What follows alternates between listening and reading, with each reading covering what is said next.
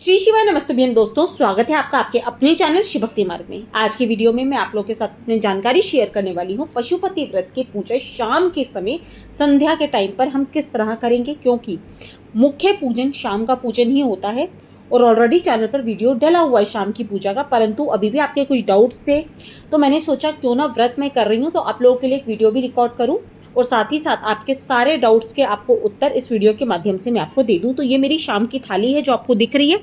तो शाम के समय मैंने थाली तैयार कर ली थी, उसमें 6 मिट्टी के दीपक रख लिए थे, भोग तैयार कर लिया था। पूजन सामग्री जो सुबह रखी थी वो की वही रखनी है, शाम को अलग से हमें कुछ भी नहीं रखना है। अब मैं आ चुकी हूँ मंदिर और मुझे देखिए समय के साथ में हमें कुछ चीज़ें पता चलती है। पंडित जी ने बताया कि संकल्प यदि आप व्रत के समय पर लेते हैं ना तो व्रत आपका पूर्ण माना जाता है। तो यहाँ पर मैंने थोड़े से अक्षत, फूल और जल लेकर अपना नाम गोत्र बोल के शाम के समय पे, जैसे मेरा चौथा व्रत पूर्ण हो रहा था तो अपना नाम गोत्र बोल के भगवान से प्रार्थना करी कि भगवान आपने मेरा चौथा व्रत पूर्ण करवाया है। तो उसी का संकल्प मैंने गणेश जी वाले स्थान पर छोड़ दिया। अब मैं यहाँ पर दूध से और जल से महादेव का अभिषेक करवा रही हूँ, स्नान करवा रही हूँ। अब देखिए, अगर आपको लगता है शाम के समय पर आपको जल लेकर जाना है या कोई अभिषेक की सामग्री लेकर जानी है तो आप लेकर जाएं, कोई दिक्कत वाली बात नहीं है। परंतु कुछ मंदिरों में शाम के समय अभिषेक करने की अनुमति नहीं होती है, वहाँ श्रृंगार हो चुका होता है किसी भी रीज़न से। यदि आप शाम के समय पर अभिषेक नहीं कर सकते ना तो सुबह अच्छे से पूजन करके आ जाइए। परंतु यहाँ पर हम लोग ही सेवा करते हैं, तो जब सबका शाम के समय पूजा हो जाती है ना उसके बाद ही भगवान का हम श्रृंगार वगैरह करते हैं। तो इसीलिए यहाँ पर मैं अभिषेक कर रही हूँ पहले। तो आप भी शाम के समय अभिषेक कर सकते हैं। अभिषेक नहीं करने दिया जाए तो जल का छींटा दे सकते हैं, पंचामृत का छींटा दे सकते हैं। अब बारी ये आती है कि दीदी यदि शाम के समय में अभिषेक नहीं करने दिया जा रहा है, हम जल और पंचामृत ले गए थे तब उसका क्या करना है, तो आप उसका विसर्जन कर सकते हैं, कोई दिक्कत वाली बात उसमें नहीं होती। कुछ लोग सुबह ही मतलब आधा जल चढ़ा के आते हैं और आधा वापस ले आते हैं, परंतु आपने अक्सर सुना होगा भगवान को जो भी हम चीज़ लेकर जाते हैं वो पूरी ही समर्पित होती है, कभी भी उसमें से हम बचाकर नहीं लेकर आते। तो देखिए ये आपके ऊपर है, यदि आप जल रखना चाहें, क्योंकि मैं तो शाम के समय जल रख कर लेकर जाती हूँ। आप चाहें तो थोड़ा सा 2 लोटे जल के ले जा सकते हैं, 1 लोटा चढ़ा दें, 1 लोटे को वापस ले आएं, आप ऐसा भी कर सकते हो। अब ये जो जल मैंने अर्पित किया है इसे अपने लोटे में ज़रूर आपको ले लेना है, इसलिए क्योंकि इस जल को हमें अपने घर पे ले जाकर मुख्य द्वार के ऊपर डालना है, छिड़कना है। वो क्यों, वो आगे वीडियो में मैं आपको बताऊंगी। और थोड़ा सा जल मैंने और ले लिया था दूसरे वाले पात्र में, वो भी आगे हमें आरती वगैरह के लिए जल लगेगा इसलिए मैंने लिया है। अब हम भगवान का कर रहे हैं चंदन से श्रृंगार।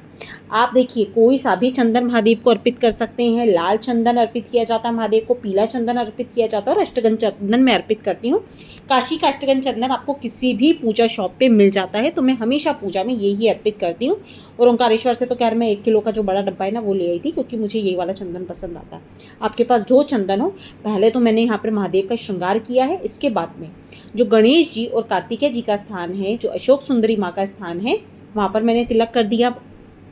इसके पश्चात अब हम भगवान को, क्योंकि एक चीज़ देखिए थोड़ा सा ध्यान दीजिएगा, आपको पता है कि आपको सिंदूर वगैरह चढ़ाना होता है ना, जैसे माता के हस्त कमल पे, अशोक सुंदरी माँ के स्थान पे, तो वो आखिरी में आप चढ़ाया करें।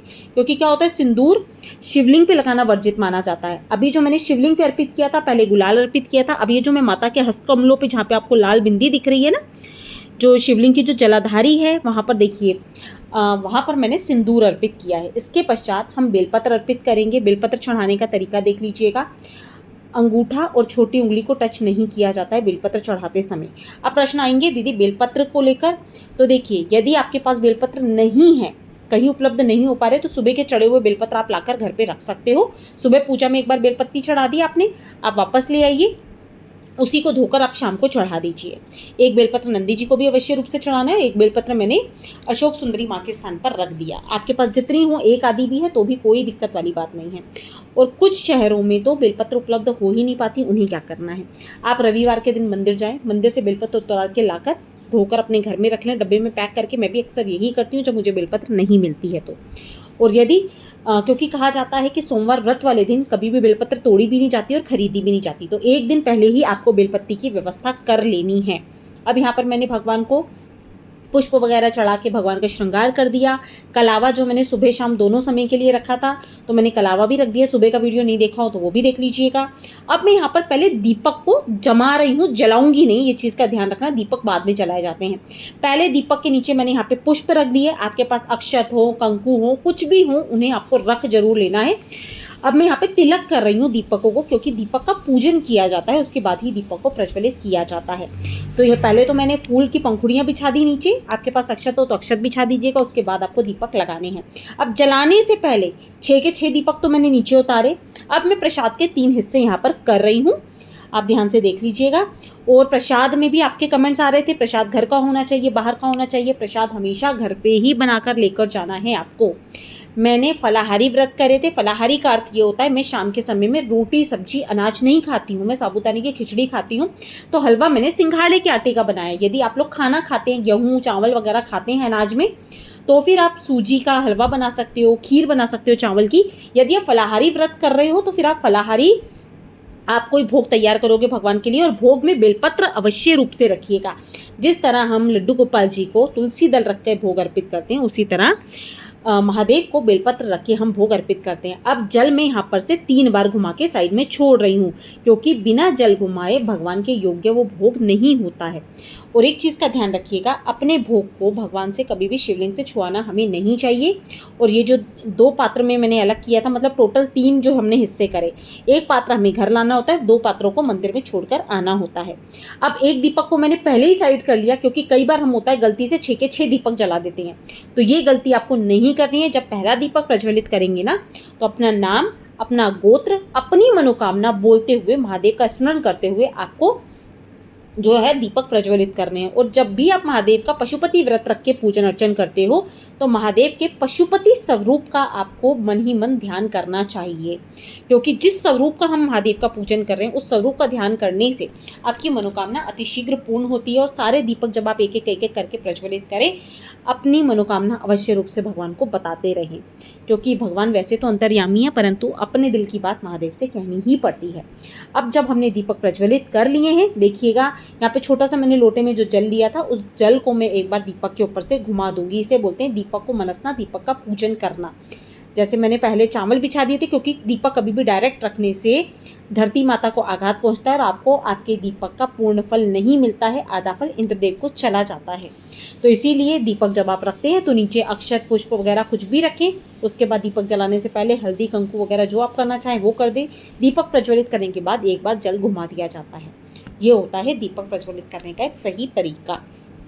और ये सारी चीज़ें मन से बतलाई हुई नहीं होती हैं। ये जब आप कोई भी धार्मिक ग्रंथ खोलेंगे, पूजा पाठ करने की कोई पुस्तक खोलेंगे, तो उसमें छोटी छोटी चीज़ें आप लोगों के लिए लिखी होती है। तो एक बार उसे पढ़ें ज़रूर, यदि आपके घर में कोई धार्मिक पुस्तक इस तरह की है तो।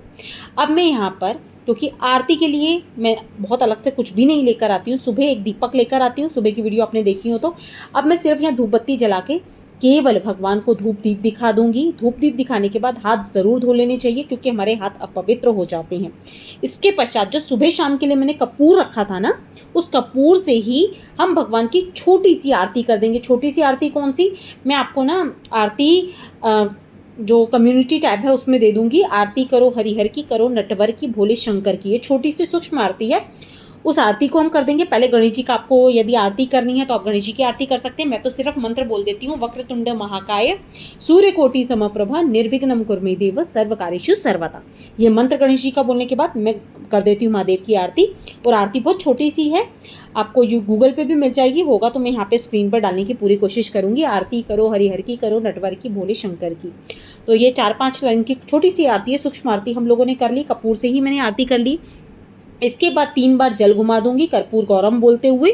और यदि आप आरती वगैरह कुछ नहीं जानते तो सिर्फ कर्पूर गौरम भी कर सकते हो। कर्पूर गौरम करुणा वितारम संसार सारम भुजगेंद्रहारम, इस तरह से आप कर्पूर गौरम कर लीजिए। आधी परिक्रमा ले लेना है। आपने देखा होगा मैंने पूरी परिक्रमा नहीं ली थी, तो अपने राइट हैंड साइड से घूमते हुए आपको आधी परिक्रमा कर लेनी है। आसन छोड़ने से पहले आपको जल अवश्य रूप से छोड़ना है, तभी आपको आपके व्रत का पूर्ण फल मिलता है। हमेशा ध्यान रखिएगा, बिना यदि जल छोड़े आंखों से लगाए आप आसन से उड़ जाते हैं तो मान लीजिए जैसे आप 16 सोमवार कर रहे हैं तो 8 सोमवार का व्रत ही आपको मिलेगा। 5 पशुपति कर रहे हैं तो 3 पशुपति व्रत का फल ही आपको मिलेगा। अब मैंने अपनी थाली के अंदर प्रसाद का एक हिस्सा, दीपक और जो मैंने लोटा था, मेरा जो जल का पात्र था वो मैंने रख लिया है। सारी वस्तुएं लेकर अब मैं आ चुकी हूँ अपने घर पे। घर पे मुख्य द्वार पर मैं बैठ गई हूँ। जो जल लाई थी उसको अपनी दहलीज के ऊपर छिड़क रही हूँ। और पूजा का जो समय होता है वो 5 से 7 का जो प्रदोष काल होता है, उसी समय में हम पूजन अर्चन करते हैं। सूर्यास्त से 45 मिनट पहले और 45 मिनट बाद का जो 1.5 घंटे की समय अवधि होती है, तभी हम पूजा अर्चना करते हैं। अब मैं जब घर में प्रवेश कर रही थी तो मेरा जहाँ पे राइट हैंड साइड है वहाँ पर मैं बैठ गई। अपने सीधे हाथ की तरफ मैं दीपक प्रज्वलित कर रही हूँ। और दीपक लगाने से पहले आपने देखा होगा यहाँ पे मैंने पुष्प की पंखुड़ियाँ डाल दी, क्योंकि मैं हमेशा बोलती हूँ दीपक को डायरेक्ट ज़मीन पे नहीं रखा जाता। आप कुछ भी पूजन सामग्री रख दीजिए, अबीर, गुलाल, अक्षत वगैरह कुछ भी रख सकते हो। मेरे पास फूल थे, मैंने फूल रख दिया। अब दीपक जलाया, अपना नाम गोत्र बोला, अपनी मनोकामना बोली और दीपक के ऊपर से थोड़ा सा मैंने जल घुमा दिया। ठीक है, तो ये होता है कि महादेव को हमने अपनी मनोकामना कहने के लिए महादेव को अपने मुख्य द्वार पर हमने बुलाया है कि हे महादेव आइए और मेरे घर की समस्त जो भी आपकी मनोकामना वगैरह है, जो भी परेशानी है, उनको सुनिए।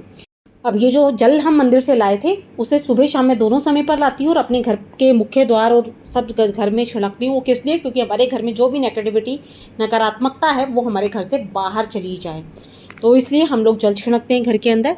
और दूसरी चीज़, अब ये जो है मेरी शाम की पूजा वगैरह हो गई है। अब अपने घर की पूजा वगैरह करके मैं पहले प्रसाद का एक भाग लूँगी, उसके बाद अपना भोजन करूँगी। तो भोजन में आप जो चाहें वे खा सकते हैं। बिना प्याज लहसुन का आपको भोजन करना होता है, शुद्ध सात्विक भोजन करना होता है, ब्रह्मचर्य का पालन करना होता है, व्रत के नियमों का पालन करना होता है। तो आशा करती हूँ वीडियो अच्छा लगा होगा। वीडियो अच्छा लगा हो तो वीडियो को लाइक करिएगा। चैनल पर पहली बार आ रहे हैं, मेरी आवाज़ पहली बार सुन रहे हैं तो शिव भक्ति मार्ग को सब्सक्राइब ज़रूर करिएगा। और वीडियो यदि सच में अच्छा लगा हो और हेल्पफुल लगा हो तो इसे अपने अन्य प्रियजनों के साथ भी ज़रूर शेयर करिएगा। मिलते हैं अपने नेक्स्ट वीडियो में, तब तक के लिए श्री शिवाय नमस्तुभ्यं। जय माता रानी दोस्तों।